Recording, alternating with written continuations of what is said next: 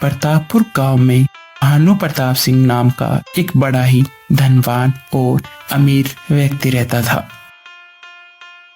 भानु प्रताप सिंह बड़ा ही धनवान था। उसके कई सारे खेत थे। ऐसा ही एक खेत था जहां रघु काम करता था।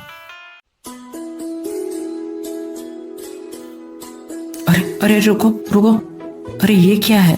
ये क्या टकराया? ये तो कोई मानचित्र लगता है। ये तो जमींदार साहब को दिखाना पड़ेगा।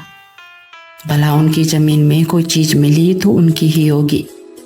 मैं जमींदार साहब के पास लेकर जाता हूँ।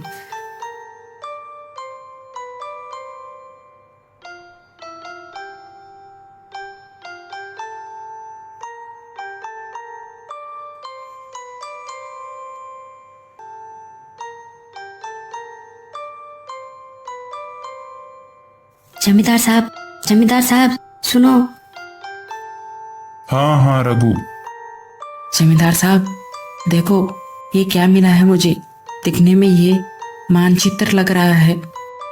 रघु, तुम्हें पता नहीं तुमने ये क्या दिया है मुझे? ये मेरे पुरखों का छिपाया हुआ धन है। मैं इसे काफी दिनों से ढूंढ रहा था। ये बहुत खुशी की बात है। रघु, ये लो, कुछ पैसे हैं। ये मैं तुम्हें उपहार में देता हूँ। मैं बहुत खुश हूँ रघु। हाँ हाँ।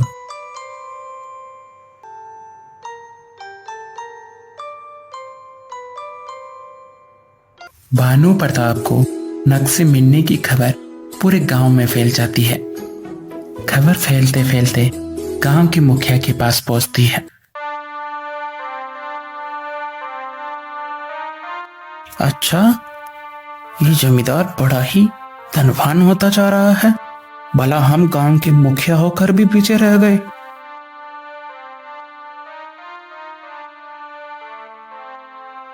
गांव का मुखिया रात को चुपचाप अचानक जमींदार के घर पहुंचता है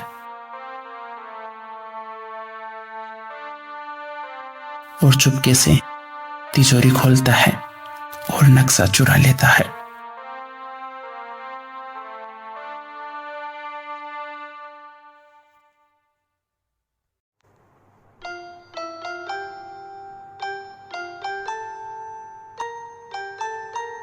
मुखिया पर्वत के पास पहुंचता है।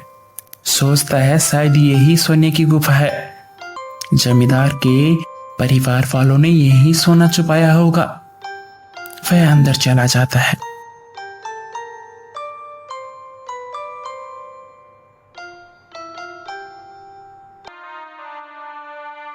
अरे बाप रे बाप, इतना सारा सोना! अब मैं जमींदार से भी ज्यादा अमीर हो जाऊंगा। मुखिया सारा सोना अपनी पोटली में भर लेता है। जैसे ही वह जाने लगता है तब उसकी नजर दरवाजे पर पड़ती है। गुफा का गेट बंद हो चुका था। अरे ये क्या हुआ? मैं बाहर कैसे जाऊंगा भला? हे भगवान!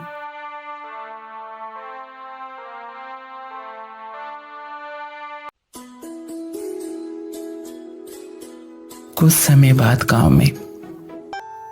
जमींदार साहब, मुनीम जी, आप रघु को बुलाइए। हाँ जमींदार साहब। रघु, तुम्हें मेरे साथ चलना होगा। हम सोने की गुफा का पता लगाएंगे। पर जमींदार साहब, सोने की गुफा का रास्ता तो उस चित्र में था जो कि चोर ने चोरी कर लिया। रघु, तुम चिंता मत करो।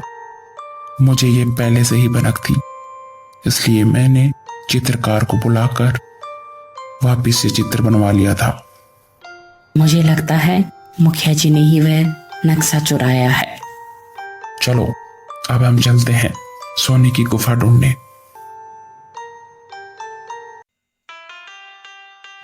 कुछ देर दोनों के चलने के बाद, रघु, मैं काफी थक चुका हूँ। मुझे अब आराम करना है।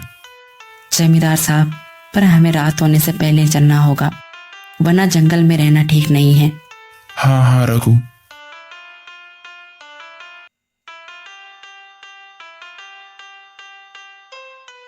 जमींदार साहब, शायद यही पहाड़ लग रहा है मुझे। यही सोने की गुफा होगी।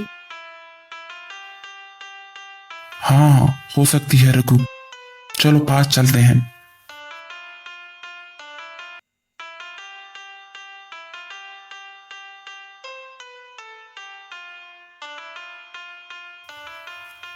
रघु, यहाँ कुछ आवाज आ रही है, तुम्हें सुनाई दे रही है?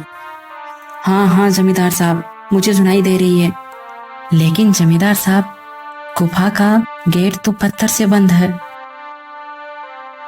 भला आवाज कहाँ से आ रही है फिर? अब हम क्या करेंगे भला? इसे कैसे हटाएं?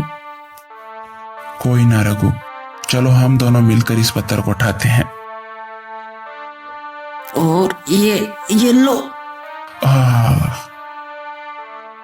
हट गया ना, देखो। चलो अंदर चलते हैं आप।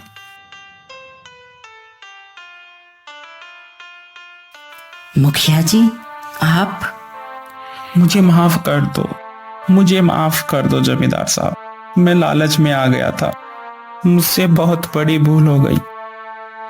हाँ हाँ मुखिया जी, मैंने आपको माफ किया, पर आइंदा से ऐसी गलती मत कीजिएगा। आप गांव के मुखिया हैं, आपको शोभा नहीं देता ये सब करना।